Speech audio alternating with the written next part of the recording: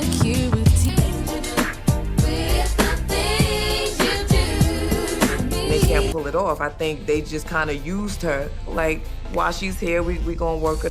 What really happened to SWV, the famous R&B trio from the 90s? Why did their music stop topping the charts? Did personal struggles or conflicts within the group play a part? How did fame and pressure affect their bond? What caused their ups and downs over the years? Can they ever fully regain the success they once had? Let's explore the sad but powerful story of SWV's journey. They paved the way for female artists like me and many others over the past 30 years. Please welcome the ladies of SWV, Coco, Taj. SWV, short for Sisters with Voices, is one of the most famous R&B groups of the 1990s. They were known for their amazing voices, catchy songs, and strong personalities. SWV was formed by founding members Cheryl Coco Gamble and Lelee Lyons, with Gamble later recruiting Tamara Taj Johnson to join the group, along with a fourth member named Samantha, who would eventually leave for unknown reasons. After getting their demo together, their manager at the time, Maureen Singleton, sent out demo tapes along with bottles of Perrier. "We couldn't afford champagne," says Taj, to catch the attention of record execs all over America. In 1991, after being invited to sing live in front of RCA executives, SWV was signed to an 8-album record deal. They made a big splash in the music world with their debut album, It's About Time. It quickly became a hit, selling over 2 million copies and earning a multi-platinum certification. The first single, Right Here, came out, and it climbed to number 13 on the R&B charts, giving fans a taste of SWV's smooth sound.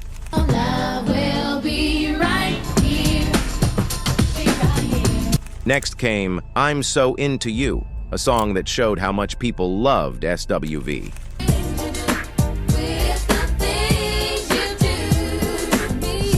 But the real game changer was their third single, Weak. This song became their first number one hit on both the R&B and Hot 100 charts. It was everywhere. Then came Right Here, Human Nature, a remix of their first single, which included parts of Michael Jackson's famous song Human Nature. This version went to number 1 on the R&B charts and stayed there for 7 weeks. After their first album, SWV kept the hits coming. They contributed to the Above the Rim movie soundtrack with a song called Anything. It became another top 10 R&B hit. That same year, they released The Remixes, a collection of reimagined versions of their songs. It went gold. They worked with Blackstreet on the song Tonight's the Night and recorded All Night Long for the Waiting to Exhale soundtrack. SWV released their second album, New Beginning. The first single, You're the One, became one of their signature songs. Another song, Use Your Heart, introduced fans to the Neptunes, a production duo who would later become famous. But behind the scenes, things weren't as perfect as they looked. Now let's talk about the trio, starting with Coco.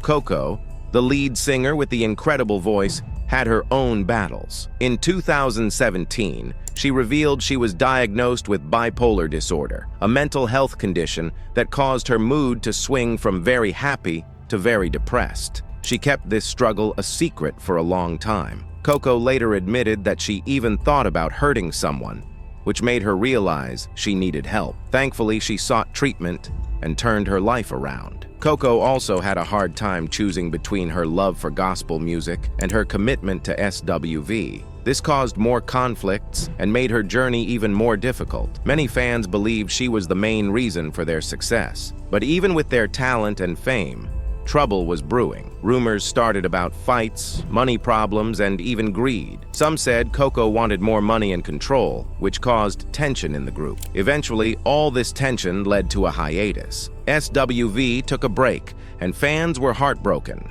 Some people think that if they had gotten along better, they would have stayed on top of the charts.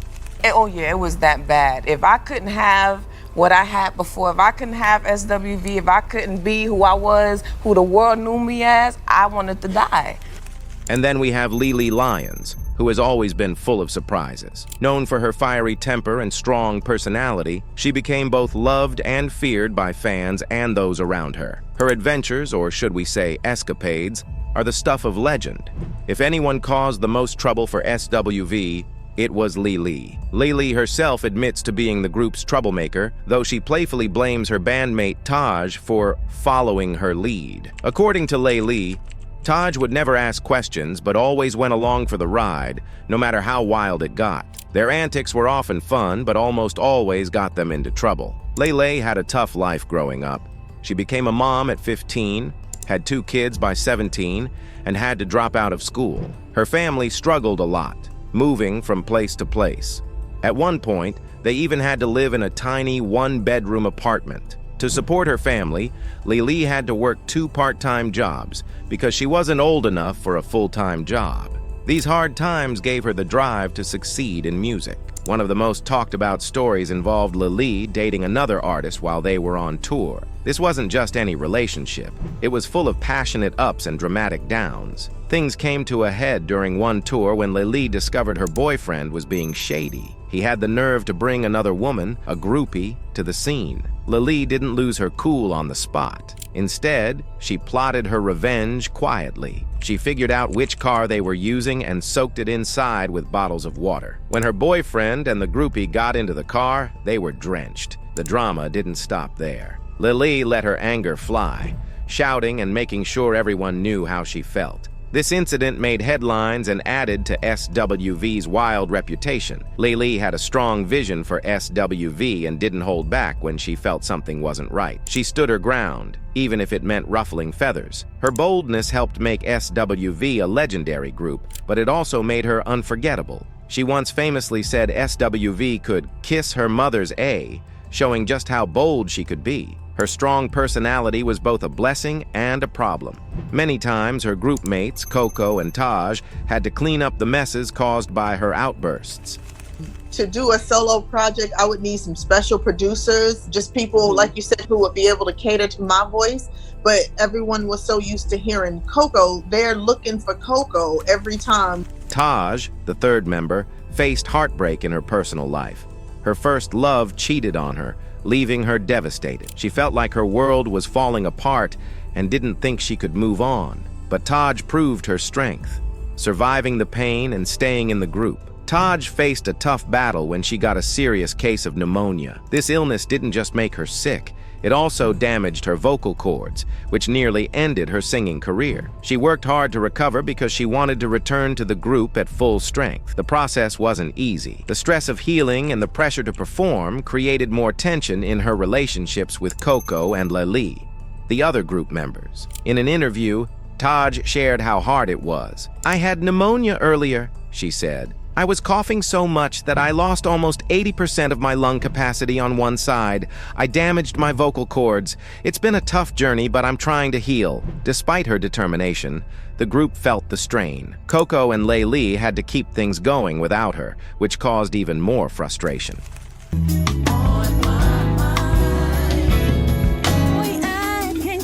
SWV faced money problems too. Financial mismanagement by their management team left them in bad situations more than once. To make things worse, disagreements within the group started to grow. In the late 1990s, when SWV was at the height of their fame, Coco believed her strong voice was the main reason for their success. She wanted a bigger share of the group's earnings, saying her contributions deserved more recognition. Taj and Lelee disagreed. They believed they were equal partners and should all share the money equally. This argument over money led to fights that became more frequent and intense. Taj and Lelee felt betrayed by Coco's demands and started to feel undervalued.